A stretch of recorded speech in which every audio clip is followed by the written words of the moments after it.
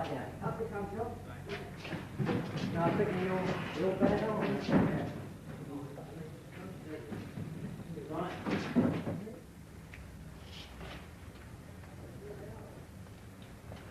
Can you put this one aside, man? The bed is running away.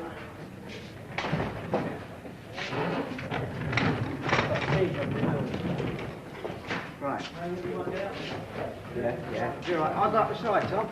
Let that go round.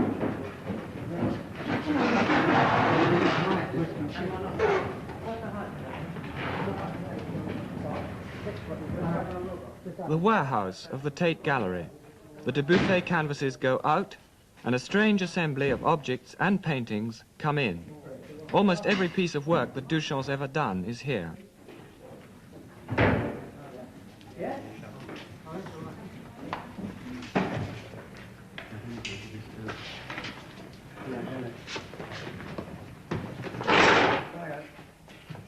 Up in its correct relationship to the perspective over here. And that means getting this axis in line with the axis of the mill wheel over here. Yes. Richard Hamilton, a painter and friend of Duchamp, has organised the exhibition. That's been redrawn, so if you can get that line coinciding with this one and carrying right through to the other one there. Yeah. Duchamp ceased from formal artistic activity in 1923, and yet no artist working today can afford to ignore his ideas. His work shows the dilemma of modern art. It shows a crisis, a stop, and a series of fresh starts.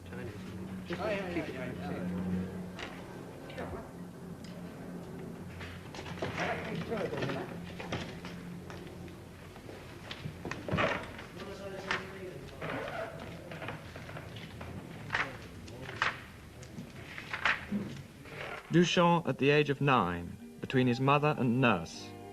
His family lived in Normandy. He was the third of 6 children.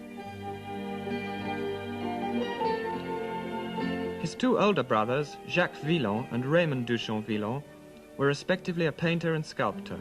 They were also his teachers when he first came to Paris. This is Duchamp at 17, drawn by his brother. The village church where he was baptized.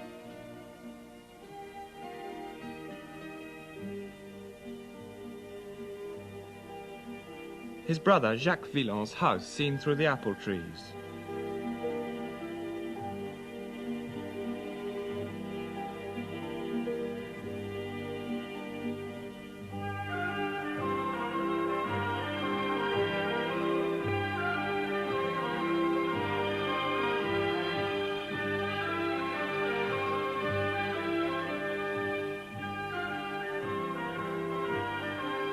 Duchamp was 18 and already a skillful impressionist when he painted this actor friend of Villon's while on holiday on the Normandy coast.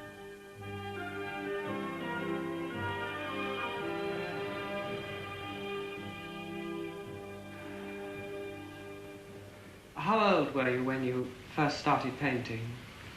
I was 15, or at least, well, I drew all the time, all my young years, but the first painting I remember, and still exists, was painted in 1902, when I was 15 years old. And it will be in the Tate Gallery, I think. It will be shown, that painting. What is that painting? It's a landscape, very impressionistic, pseudo-impressionistic, because it's not real, but influenced by Impressionism at that time. It was the great school of things, of paintings at that time. Was it very natural for you to become a painter? More or less so, because my family was a family of artists. My grandfather was an etcher, engraver, and my 2 brothers were 10 and 12 years older than me, and started painting when I was still a baby, and so I followed suit. His father was a notary, an easygoing, generous man who supported his painter family into manhood. There were no pressures.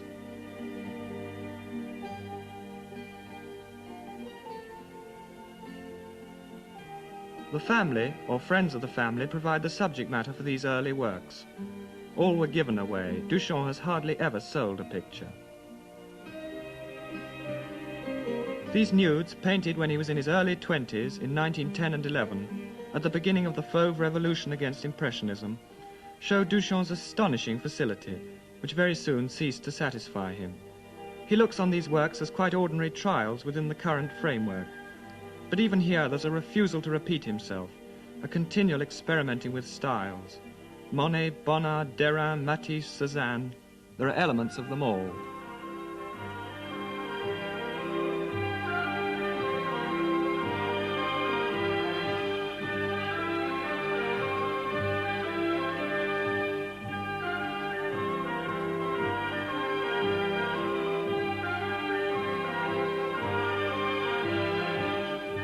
And then, still in 2 years, 1910 and 11, Cubism.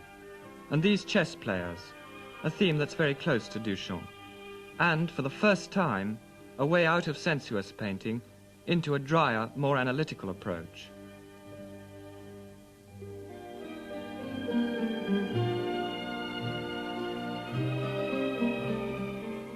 Finally, in 1912, a big and shocking break.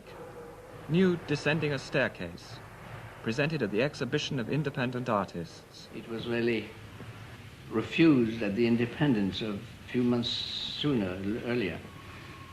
It was not refused because you don't refuse a painting at the Independent. There was no jury, as you know. But nevertheless, there were some objections on the part of my fellow cubists. And I decided not to show it. And before the show opened, I went and took the painting back home, which I felt was the right thing to do for me. And it was already a departure at that time, a point of departure for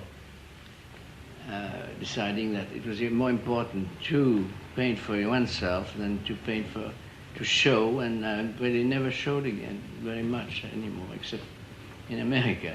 Yes. Can you the nude descending a staircase was what was in a way a great break from the kind of cubism? For me, yes, it was evidently, yes, it was. It was from my way of understanding cubism.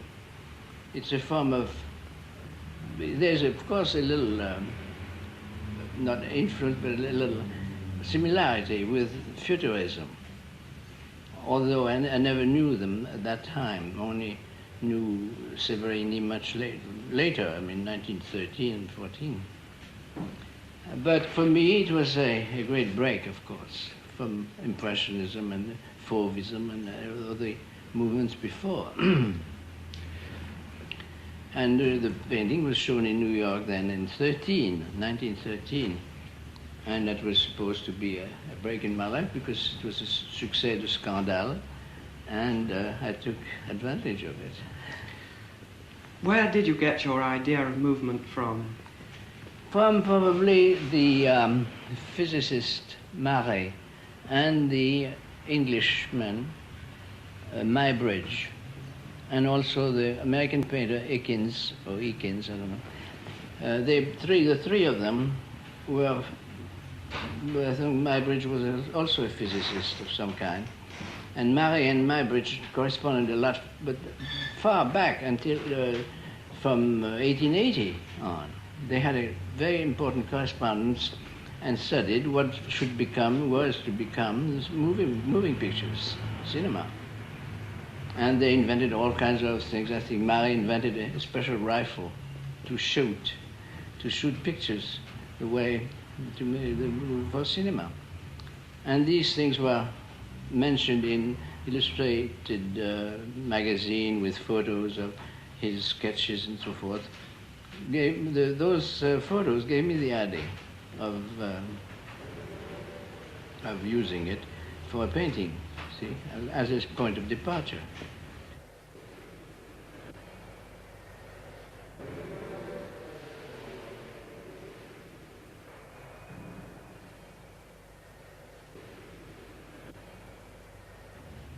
And your idea was to depict the moment of change, was it? Yes, not to give an impression of movement. That was not in my head at all. It was, on the contrary, a diagrammatic form of depicting what the movement is supposed to be, I mean, mechanically speaking. At 25, Duchamp had played his own part in Impressionism, Fauvism and Cubism, and moved on. From now on, everything is one story, his own exploration of entirely new territory. Here's Richard Hamilton. There was one moment, though, which I feel is more crucial than others, and that was in 1912, after he'd painted the New Descending a Staircase. Everything that he'd done before that time made some kind of sense in the context of Parisian painting of the period. The New Descending a Staircase, even although it was unlike anything being done in Paris, was at least related to the futurist work in Italy. But after that, he went to Munich for a short period, and he couldn't speak the language, he worked in absolute isolation, and during that time he produced some very extraordinary paintings and drawings. There was one painting in particular which is called The Passage from the Virgin to the Bride, which was a very transitional work in every sense. It is a transition between certain drawings which he called Virgin and a painting which he did later called Bride.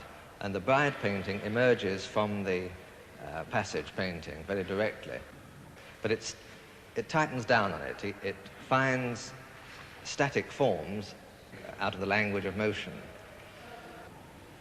And the way that the Bride painting is significant in crystallizing down on these ideas of movement, there's another painting called The Chocolate Grinder, which was done shortly after his return to Paris, in which he is taking an idea of movement rather than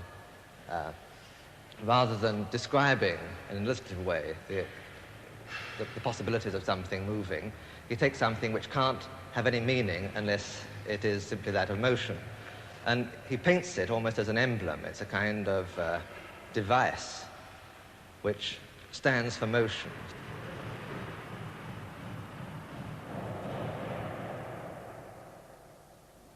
When you painted the Chocolate Grinder, you were trying to get away from the craft of the hand, using the hand. Yes, yes. Also that's very important. Up to that epoch, around 1910-12, the great thing was the patte, what they call in French the patte, which means the hand. The hand, you know, there's certain arabesques that your hand always makes, like Toulouse-Lautrec and even every artist, or even Velasquez, you see. I mean, there's something which belongs to the hand, not to the mind. And I thought probably at that time that using a bit of the mind wouldn't be bad.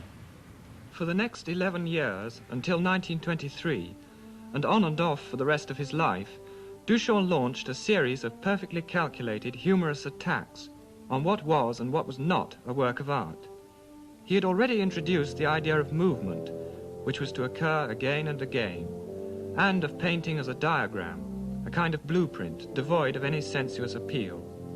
Now he turned to chance and to choice.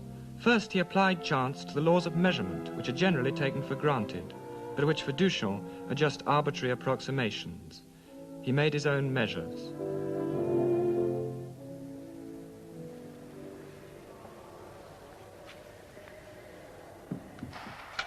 I used 3 threads, a meter long, and dropped it from a meter high on a horizontal surface.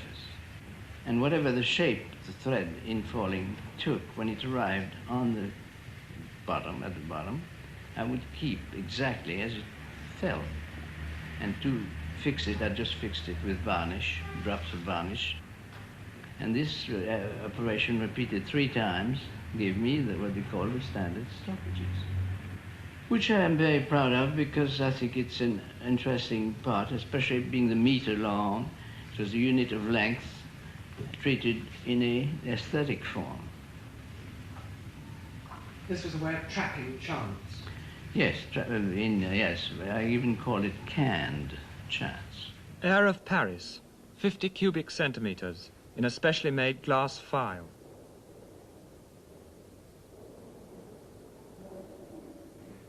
Cage with cuttlebone and thermometer containing lumps of sugar, which turn out to be cubes of marble, by Rose Sélavie. Hat rack, chosen in 1917. Duchamp calls these objects ready-mades, Were they a comment on the ridiculous price paid for a painter's signature?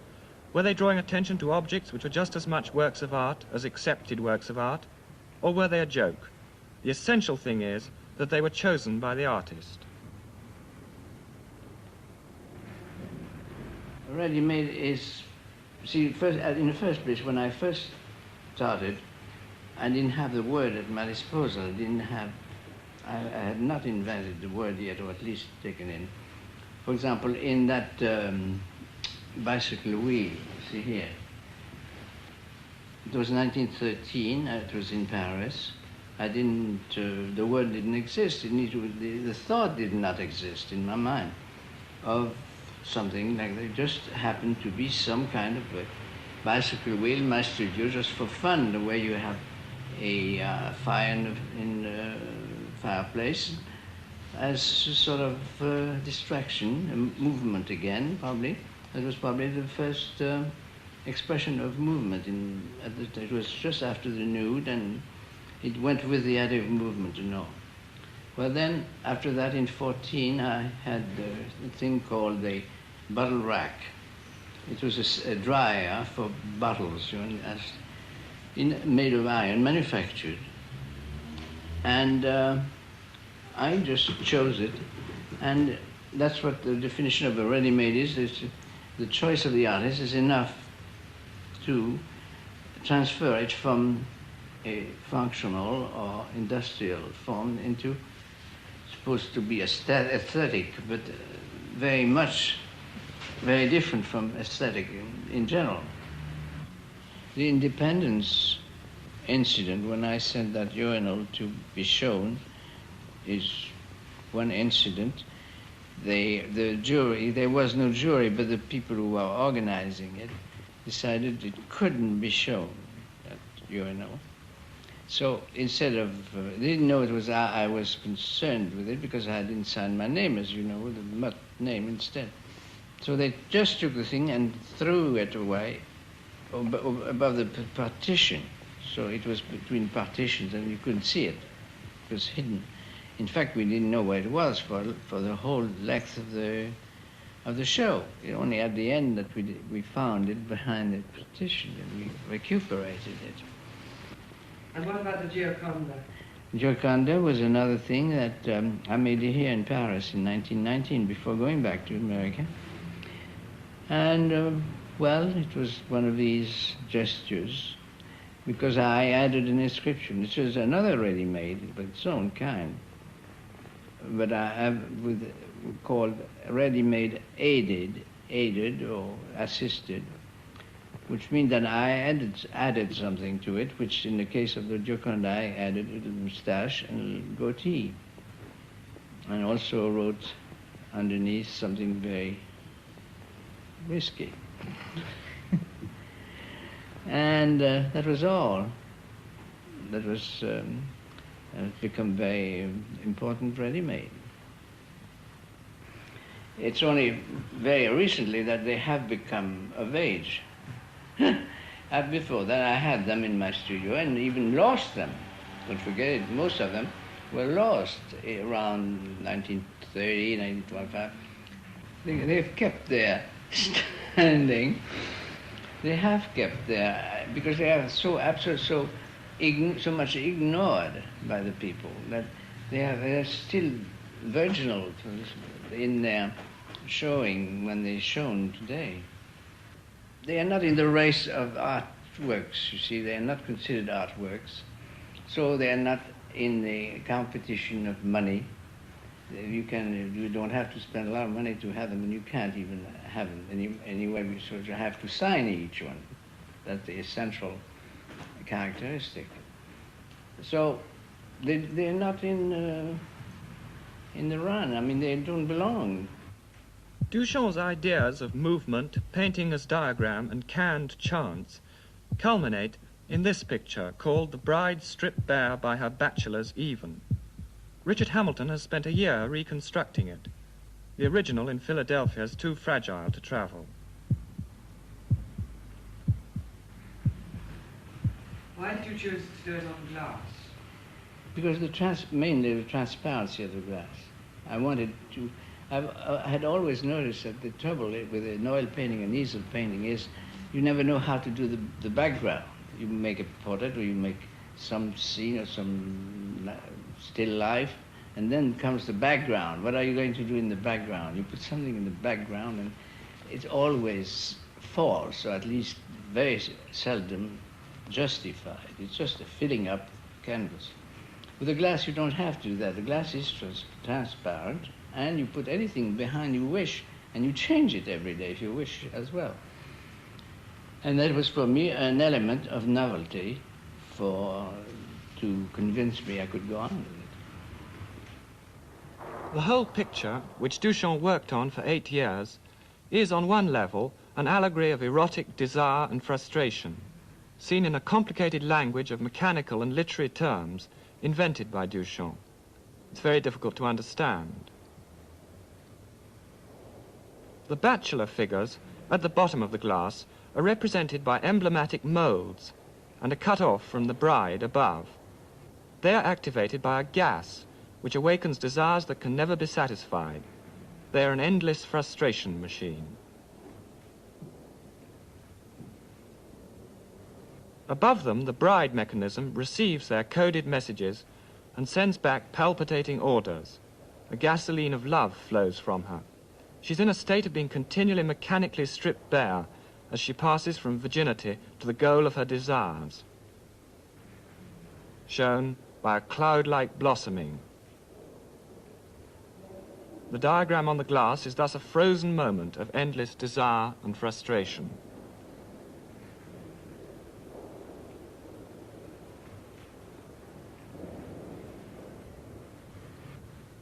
You had to invent a whole new language. And a kind Yes, of philosophy. there's also some kind of literary part to it. It was intended to have every item on the glass, every little design on the glass, explained with with words. It was nothing spontaneous about it, which of course is a great objection, would be a great objection on the part of aestheticians. They want the subconscious to speak by itself. I don't care. And it was the opposite in that way. So at the end of 8 years, even not finished, I decided to stop.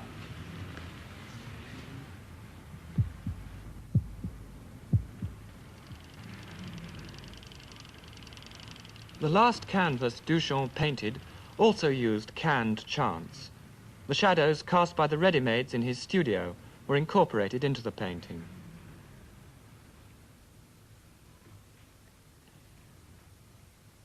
(1923), and Duchamp has made about half a dozen discoveries in as many paintings. Now he stops. His ideas are stated. Since then, he ceased to work as an artist, though he has experimented from time to time. He had destroyed the idea of the artist as sacred, but substituted his own private mystery. Now, having brought painting and life uncomfortably close together, he began to apply his ideas to his own life.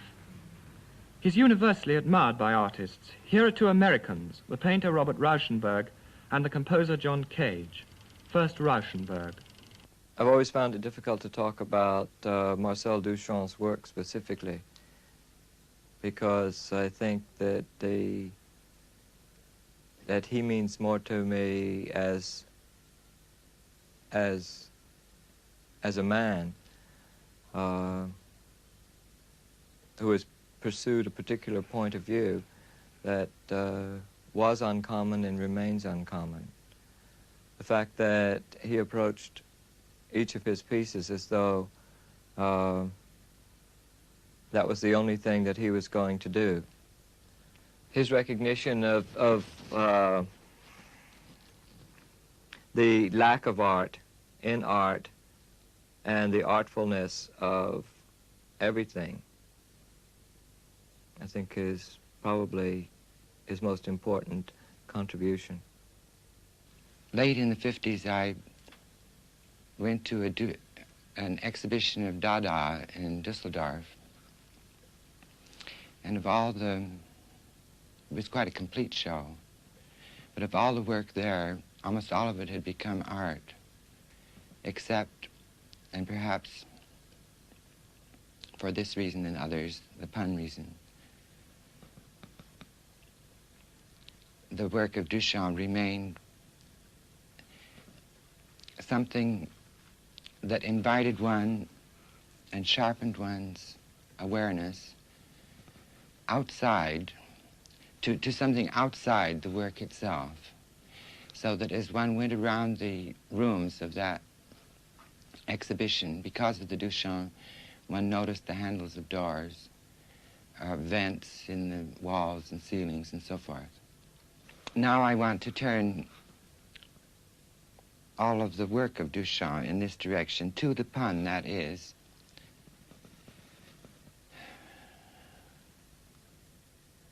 to the word that would mean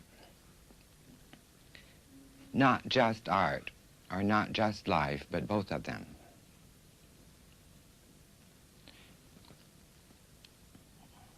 We don't perhaps have that word, but if Duchamp had been here, say at the beginning when language was invented, we might very well have had such a word. 1924, a year after the large glass picture, Duchamp in Paris, acting out some of his jokes. Here, in a false beard, he's illuminated for a split second as Adam in a ballet by Eric Satie. He appears with the photographer Man Ray in a surrealist film by René Clair.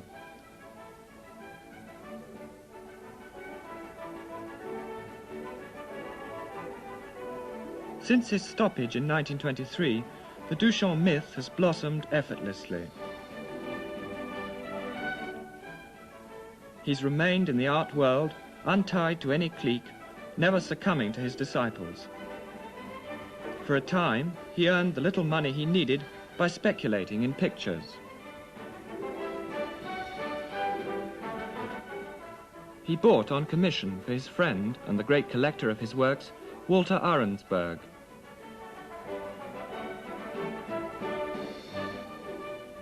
He gave French lessons for a time, ran a small dyeing business which went broke, and helped organize occasional exhibitions. He's always lived very modestly, though he could have had great wealth if he'd painted on. In 1924, he tried some more play with chance on an expedition to Monte Carlo, intending to break even plus 10%, again wanting neither too much nor too little. He floated alone from his friends on bonds bearing his own photograph disguised as a devil. I thought that also could be channelized. Chance could be channelized into a system which has, I did not invent that. Every man in Monte Carlo, playing Monte Carlo, has a system. But I thought I might find one that would work. And it might work on such long calculation of probabilities that you'd have to live 25,000 lives to get to a result of the probabilities playing in your favor. And plus the zero and all these things that the Monte Carlo has taken care of before against the gamblers. How long did you persevere for? How long I stayed there? Yes.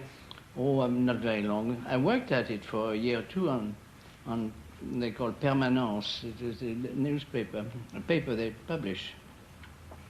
Every week they publish one sort of tabulation of all the numbers that came out on a certain table. And from that you can make deductions and conclusions and find sometimes a repetition and so forth, a system in other words.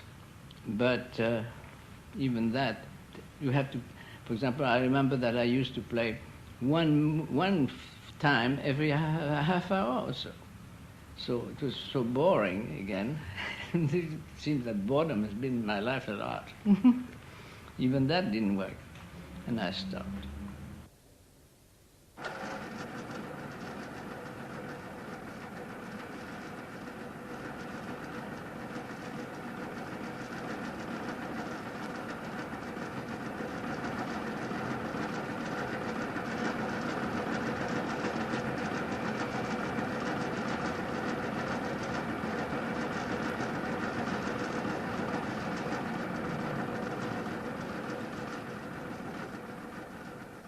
When did you first start doing mechanical optics? Yes. Well, that was later, 34, I did those discs. No, in first place, no, I had one in 1925, that's right, 24, 25, of the spiral turning to give the idea of the screw, the corkscrew effect. And then that was black and white, and I made a little film of it called Anemic Cinema. And then 10 years later, taking the same idea again, I amplified it by adding, recreating the object. And so those first drawings were abstract spirals. And then I discovered that when two circles overlap one another and turn on a third center, one comes on top of it. So the impression, the third dimension or impression is given by the rotation of a certain drawing. So I made 12 drawings at that time called the roto relief.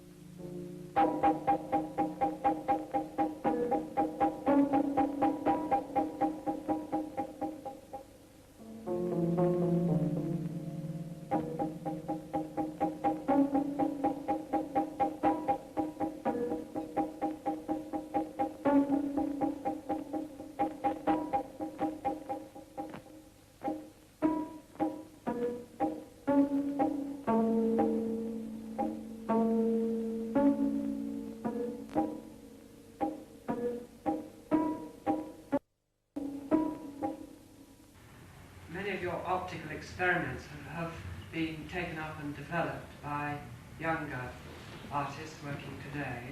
Yeah, but not my experiments, because these things are as old as Adam and Eve, you know, the optical things. Or instead of that, they just have taken it as a new form of expression.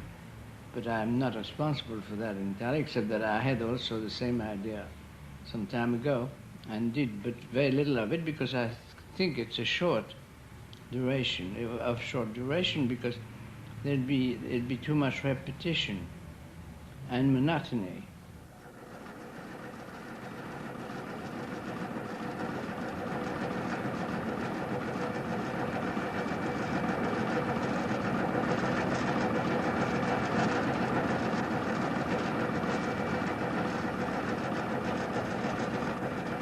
I paid my dentist in Paris with a check, but the check was handmade by me on a bank that did not exist.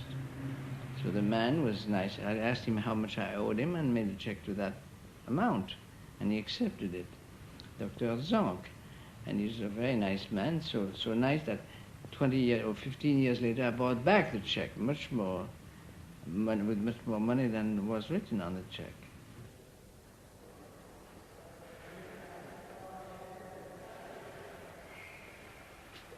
Perhaps we should have it hinged from the wall, Michael.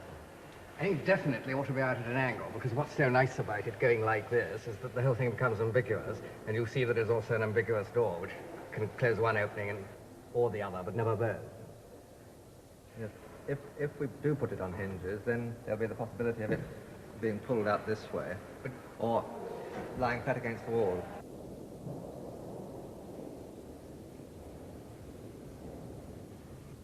Ever since his childhood in Normandy, surrounded by his family, Duchamp has played chess. He's played in tournaments round Europe, and the game, with its elements of movement and intellect, is very much in keeping with his artistic experiments. A game of chess can be artistic, decidedly, because it's a form, it's a visual form of movements. It's not static, it's already kinetic, if you want to say. It's a movement, it's a mechanical form of action. The bishop takes the bishop, the pawn moves, and so forth. In other words, when you look at a game of chess, you don't look at a game of chess as a visual, static thing. There's nothing beautiful in the sight of a chess game in progress. But when you play the game, the different movements, the succession of different movements, has a beauty of its own, which can be artistic, very often is.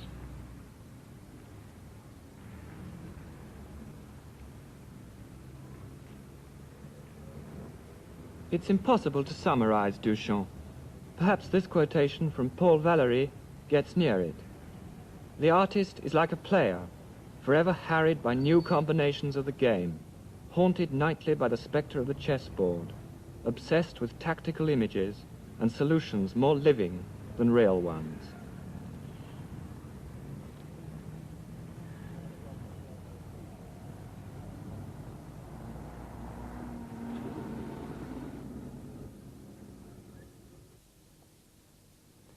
The commentary and interviews in that film were done by Tristram Powell, who also directed it. The Duchamp exhibition continues at the Tate Gallery till the end of July. We'll be back in a fortnight's time with the usual 3 or 4 items, one of which will be a report from Senegal on the Negro Festival of the Arts. Another will be an interview with Dan Jacobson, author of The Beginners. That's on the 7th of July. Good night.